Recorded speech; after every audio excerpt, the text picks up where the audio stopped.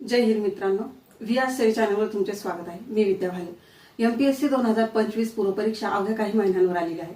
मग यामध्ये आपल्याला आज या व्हिडिओमध्ये समाजसुधारकांबद्दल काही अभ्यास बघायचा आहे।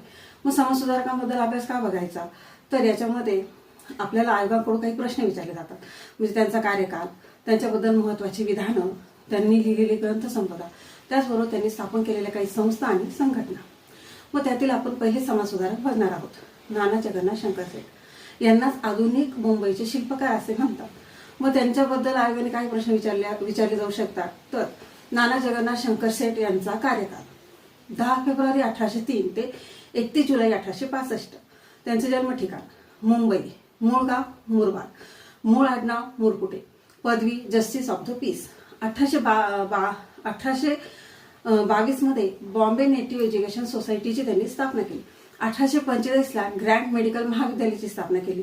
त्यांनाच काय म्हटले जायचे, तर आधुनिक मुंबईचे शिल्पकार हे तर त्यांना म्हटलं जायचं, परंतु आचार्य आत्रे यांनी त्यांना मुंबईचे अनभिक्त सम्राट असे म्हटलेले आहे। नर फाटक यांनी मुंबईचे शिल्पकार व पहिला नागरिक असं म्हणलेलं आहे। तर या काही विधानावर आधारितच आपल्याला आयोगाकडून नाना जगन्नाथ शंकरशेठ याबद्दल काही प्रश्न विचारले जातील। आता आपण दुसरे समाजसुधारक बघूया, आचार्य बाळशास्त्री जांभेकर। मग आचार्य बाळशास्त्री जांभेकर कोण, तर मराठी वृत्तपत्राचे जनक। आता मराठी वृत्तपत्राचे जनक, मग यांचा कार्यकाल 6 जानेवारी 1812 ते 17 मे 1846। जन्मगाव पोगुर्ली। विशेष ओळख म्हणजे मराठी वृत्तपत्राचे जनक। पदवी जस्टिस ऑफ द पीस। अत्यंत हुशार आणि बुद्धिजीवी असल्या कारणाने यांना बाल बृहस्पती असेही म्हटले जायचे।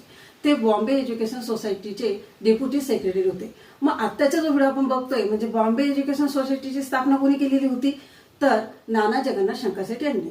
मग 6 जानेवारी 1832 ला महाराष्ट्रातील पहिले मराठी वर्तमानपत्र बाहेर आले आणि ते कोणी, त्याची स्थापना कोणी केली, तर आचार्य बाळशास्त्री जांभेकर। मग त्या वर्तमानपत्राचे नाव होते दर्पण। हे वर्तमानपत्र इंग्रजी आणि मराठी या दोन्ही भाषेमध्ये निर्माण व्हायचे। हिंदुस्थानाचा इतिहास, हिंदुस्थानाचा प्राचीन इतिहास, हिंदुस्थानातील इंग्रजी राज्यांचा इतिहास, इंग्लंड देशाची बकार ही त्यांची काही ग्रंथसंपदा। त्याचबरोबर शून्यलब्धी, सारसंग्रह, नीतिकथा, ज्योतिषशास्त्र, शब्दसिद्धी, निबंध हे असेही ग्रंथ त्यांनी लिहिलेले आहेत। तर मित्रांनो, तुम्हाला आजचा व्हिडिओ कसा वाटला हे तुम्ही नक्की कमेंट करून व लाईक करून आम्हाला सांगा आणि चॅनलवर नवीन असाल तर सबस्क्राईब करा, कारण आपण आतापर्यंत फक्त 2च समाजसुधारकांचा अभ्यास बघितला आहे। इथून पुढील व्हिडिओमध्ये आपल्याला अनेक समाजसुधारकांचा अभ्यास बघायचा आहे। जय हिंद।